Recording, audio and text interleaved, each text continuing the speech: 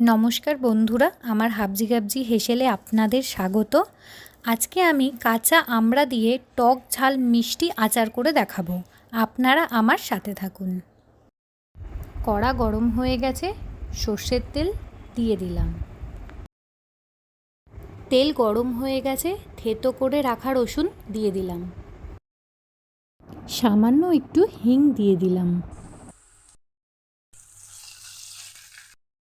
টুকরো করে কেটে রাখা আমড়া দিয়ে দিলাম।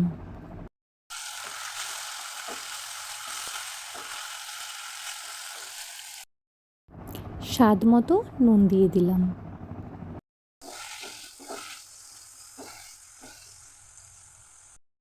লঙ্কার গুঁড়ো দিয়ে দিলাম, হলুদ গুঁড়ো দিয়ে দিলাম,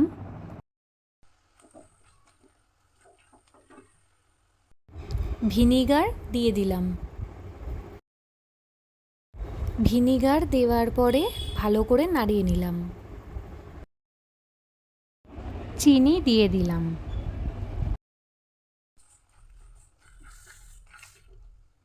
একে একে দিয়ে দেব আগে থেকে শুকনো খোলায় ভেজে রাখা জিরে গুঁড়ো, সর্ষে গুঁড়ো, 5 ফোড়ন গুঁড়ো, মৌরি গুঁড়ো।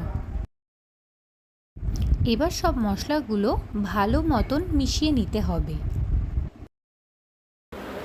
খুব সহজেই তৈরি হয়ে গেল টক ঝাল মিষ্টি আচার।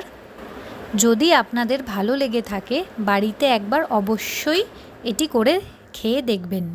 আর আমার ভিডিওটি যদি ভালো লাগে লাইক, কমেন্ট, শেয়ার করবেন আর অবশ্যই আমার চ্যানেলটি সাবস্ক্রাইব করে দেবেন।